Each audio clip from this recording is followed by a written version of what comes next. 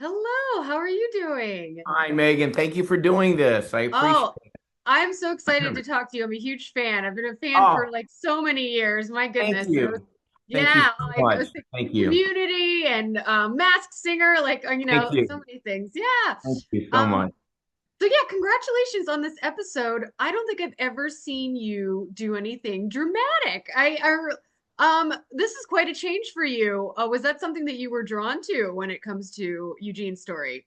Yes, yeah. I had done some independent movie dramas in the past, like supporting roles only, but this is the first time I'd ever been a dramatic lead in anything. And it really just I was so fortunate. This kind of fell in my lap fortuitously.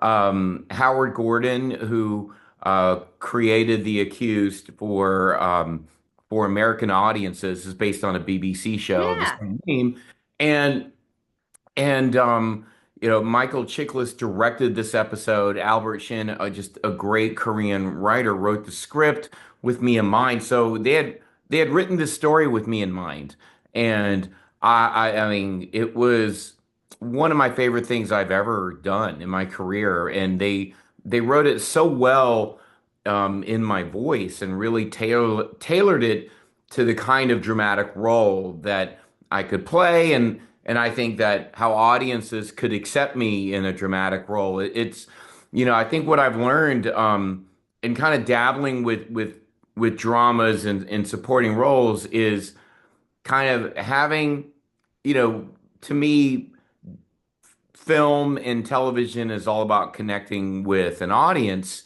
as well as connecting with myself to the audience. And I felt like this was the most um, effective dramatic character I could play as a lead, where I could carry it, and audiences would accept me, because I think it is harder for a comedian to do drama and have the audience accept you in the right way, and because you're a storyteller, and you're taking the viewer on for a ride. And so I took that, I took that, with responsibility, and I felt like this was the character that could do it. Someone Eugene is at its surface similar to me, very well-meaning, very people pleaser, very grateful for his life. This is me as a person, and I thought Albert really just effectively just nailed the nuances and point of view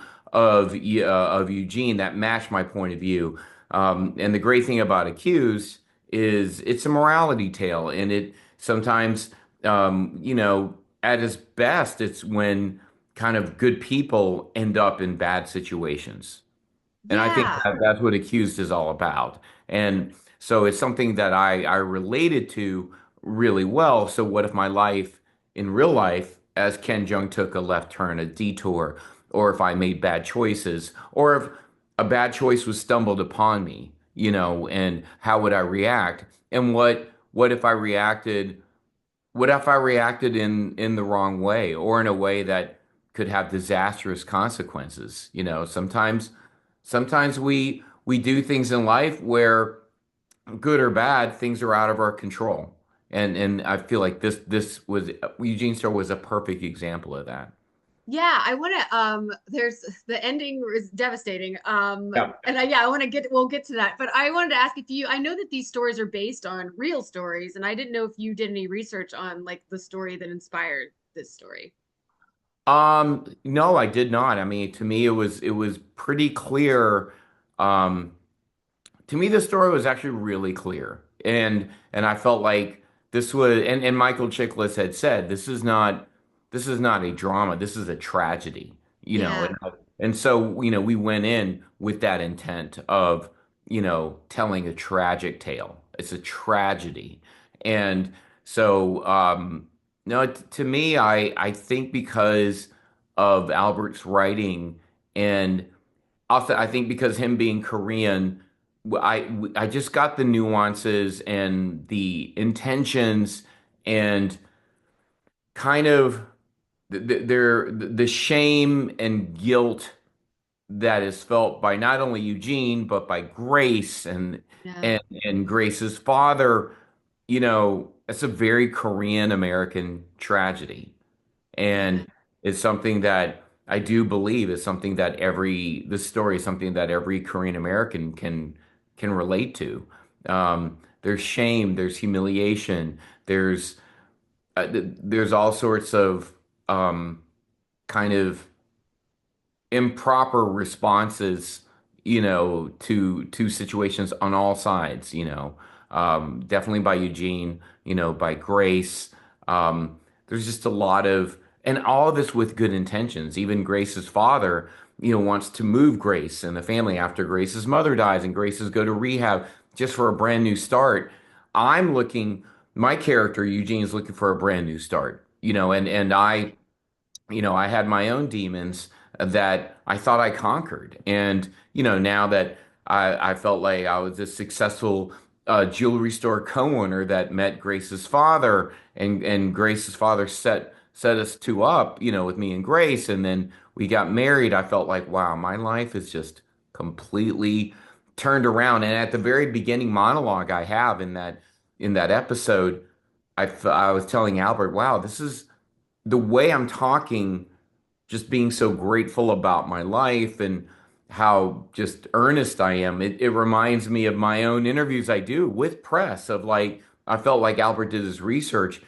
What I liked about Albert, he researched not not my acting, but me as a real person, like NPR interviews or podcast interviews, and just you could tell he did his research on me as a person, and me as a family man, and trying to extrapolate those virtues onto Eugene. Yeah. Like Eugene, wants to be Ken Jeong. He wants to have this kind of, idyllic life.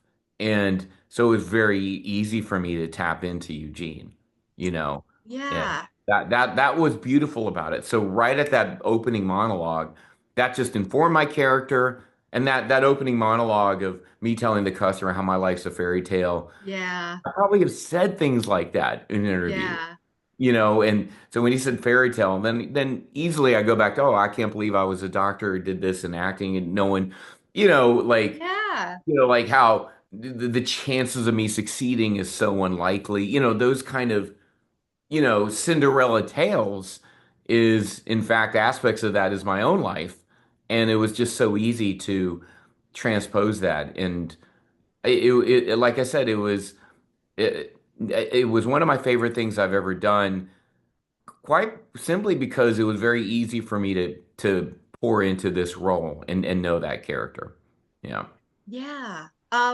I find it so fascinating that, he is this, he has Rex as this foil, basically, this like, Yeah. um, and I almost feel like what gets him into trouble. Do you think he struggles with like masculinity and trying to be like a Rex? Is Yes. that why I feel Yes. like that's such an interesting part of this story is that you can see that he's like, he wants to be almost wants to be Rex, but he's not. Like, He wants to be Rex in appearance. He wants to look like a knight in shining armor, yeah. just, maybe with a little bit less tattoos, but I think Yeah. because the ink, I don't know. I just worry about toxicity, whatever. But I think that he, in many ways, Rex embodies kind of the outer shell of the hero. That I never thought about it that way, but I think you're absolutely right. Subconsciously, I think that's what Rex was doing. Was, I mean, even when Rex and Eugene meet at the coffee shop, there's a moment that, if this were a comedy, if this were a Community or Dr. Ken, he looks at the guy and it's almost comedic, in tone. And we definitely had to fight that, or I had to fight that I instinct. was Not, wondering about that oh too. yeah, Like, I had yeah. to fight that instinct. And Michael Chiklis, really helped keep me on the path, and there was, he kept me honest throughout, and it was really great to play that scene, incredibly disciplined. And shout out to Zane Holtz, fantastic actor who just I don't know, he's so good and so thoughtful. He just had so, in order, they always say in order to bring out a great hero, you have to have a great villain, and Yeah. that's what Zane played. And he had so many ideas and so many, I think I think one of my favorite moments in the whole episode was during the testimony, during Rex's testimony, he played it very passive aggressively and very gaslighting. Like, I was just doing my thing. And then, like, Yeah. the way and that was off of Michael's note.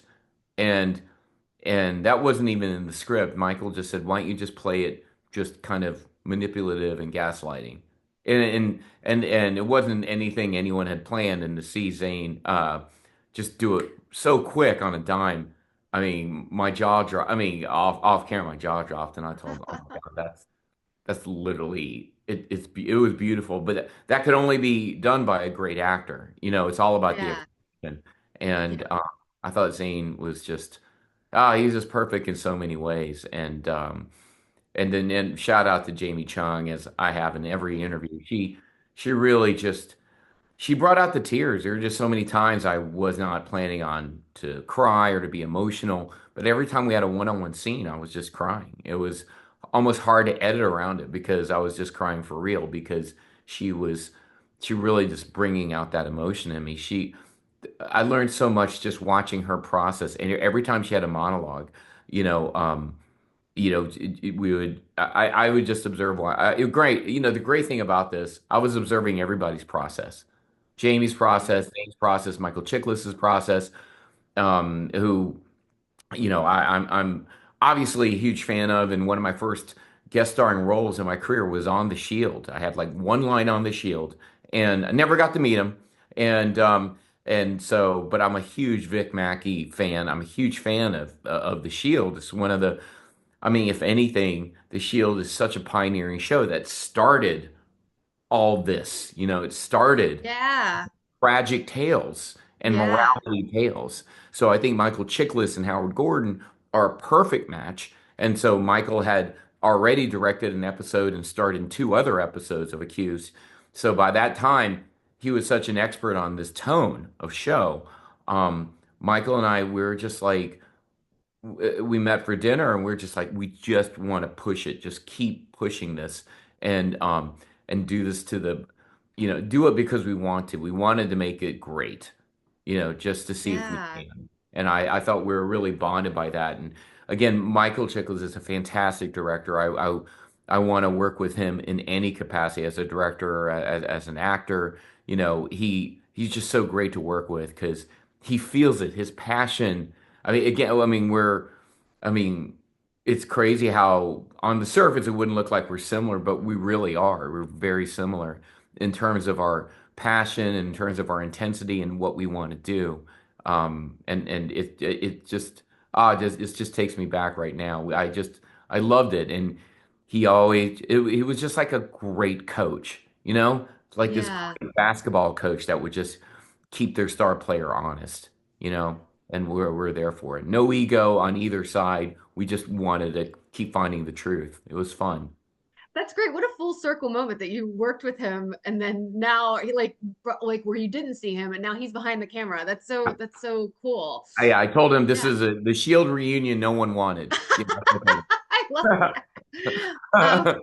I, I love that. I have And a that was question. fun. I mean, actually, that was the thing. I would joke around a lot, Yeah, camera, probably to release the tension a to little bit. release the tension, and I was still able to maintain my focus. I mean, I was definitely worried about not joking too much so I wouldn't retain my focus. But Yeah. definitely, I actually ended up joking around more than I would on some comedies I did because, like on The Hangover, I don't think I would joke around in between takes as much because I on camera, the comedy was right there Yeah.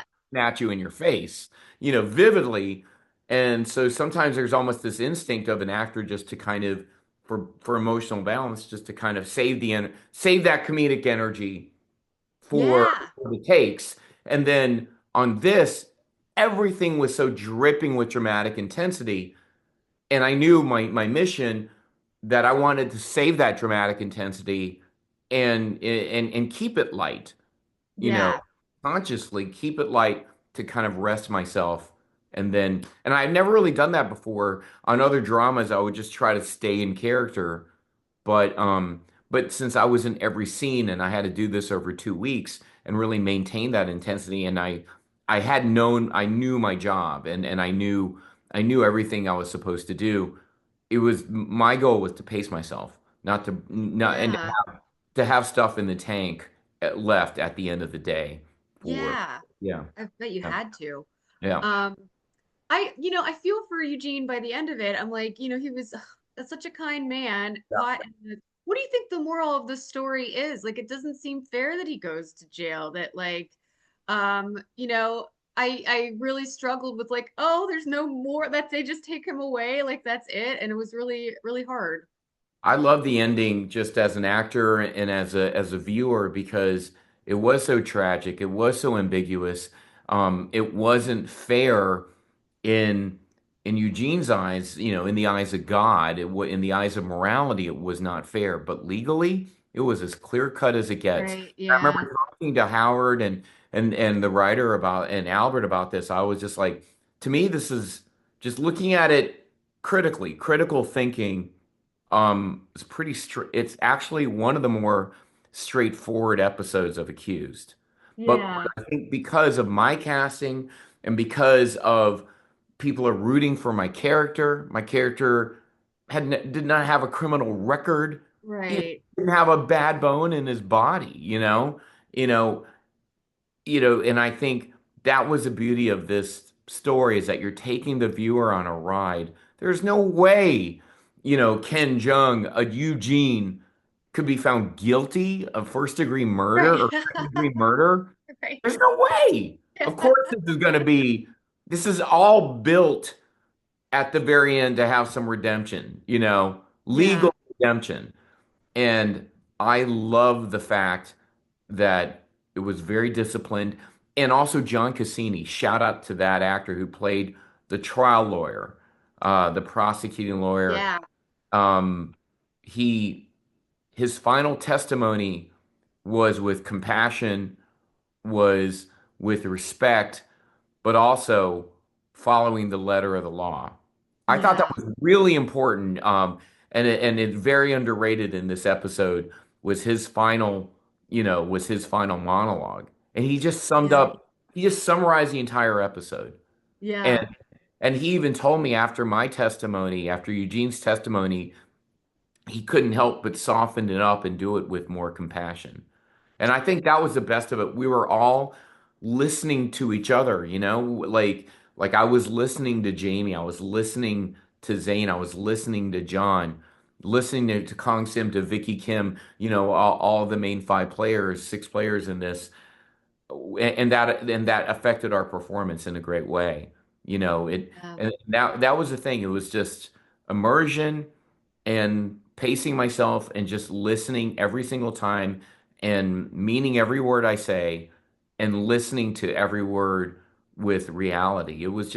I just wanted to make sure the whole time I was present and I was truly actively listening and I wasn't married to any dramatic movement of like, oh man, I'm sorry, my character's supposed to go like this at the end, or my character's supposed to go like this or like this, I wasn't married to any movement, and there were times I wanted to emote, maybe when I couldn't emote, and that was fine because I know it was just trusting myself and trusting the process, and that's the beautiful part in it, just trying not to be married to any true vision and let that be up to Michael and just Yeah. listen and tell that tale. Yeah, and that I learned a lot, and it's only something you can learn by just doing and being a part of. And I'm just so grateful to Howard, so grateful to Michael and Albert just for trusting me, and I kept saying, thank you guys for trusting me, because I took that, I took that seriously, and you don't want to waste people's time and effort. This was not a vanity exercise for me. Right. This was not, this wasn't for publicity. This was for me to push myself as an artist. And I think I did. It was a lot of fun, and I Yeah. did it with It Took a Village. Yeah. So are you looking to do, are we going to see you in more dramatic work then now? Like, are you Yeah. kind of, yeah, like Oh, what absolutely. comes next? Yeah. I mean, absolutely. I would love to, I told all three of them, Albert, Michael, and Howard, any other projects that you think I'd be right for in any capacity. It doesn't have to be a lead, but just in anything where, again, I've made friends for life on that show, in any capacity, I would like to be a part of working with all three of them or any of them because I just trust them so much. And it's definitely opened my eyes to find and produce my own projects down the line. I think that would be the dream is to find my own projects similar to Accused, to you know, similar to roles that's in my lane, but not safe choice, but something that I'm just passionate. When I say in my lane, it's not something that I can just tackle and I can pull off, which is important, but something that I can push myself and challenge myself to, and something that excites me. I'm always on the lookout for that, and I think I'm at the point in my career, I would love to be able to control that and have, find scripts and projects that, I can really invest myself in on every level. So absolutely, I'm always on the search for that. Absolutely. This really ignited the spark in me because, I quit my job to be an actor, my day job as a doctor. Yeah. It felt like I was in acting class every day. And Michael Chiklis was like the great best acting instructor ever. Because he would Yeah. give me tips, and he was like, when the camera's really close on you, dude, just don't, because I'm used to, as a character actor, I'm in multiple, there's like maybe four or five people, and then I'm here, and then I want to show movement, or I'm doing this, or I'm doing something, but when the camera's really tight, he taught me that I never heard from anybody before. Just don't do anything except listen and believe. If you listen and believe when the camera's like that, your eyes will tell the story. You don't have to do anything. And that was something that, that's something that's going to stay with me the rest of my life. Is he just brought back for me, you know, just listening and believing in your acting. And it doesn't have to just be in drama. It can be in comedy. It can be on Mass Singer. It could be everywhere Yeah. in Yeah. life. Just listen and believe. Because what the viewer wants and what the artist wants to convey is authenticity. Yeah. Not about fancy movements, not about talent, it's not about camera tricks. For me as an actor, I mean, just it's all about authenticity and believing. Yeah. That's so great. I love that you just continue to push yourself with like, you were a doctor, you wanted to be an actor, now you're a comedic actor, you want to push it into more drama. Like I love it. I love that. And I Thank you. think that's wonderful. Yeah. Thank I'm you of so much for this course. conversation. It was such a I, pleasure. oh, I appreciate it, Megan. Thank you. Thank Yeah. you so Thank you much. so I much. really appreciate. I will have to say, it's Sure. after the table read was so intense, and all the actors were crying. I mean, it was really intense, and to the point Michael was worried that we were getting too emotional at the table. We like want to save it and table it. It was just so intense. Like through tears, I was just like, I am so glad I'm doing Mass Singer after this. Like I had to just say, because I was like, that's just cheaper than therapy for me. So you know, it was just so intense. So I had to do So something funny.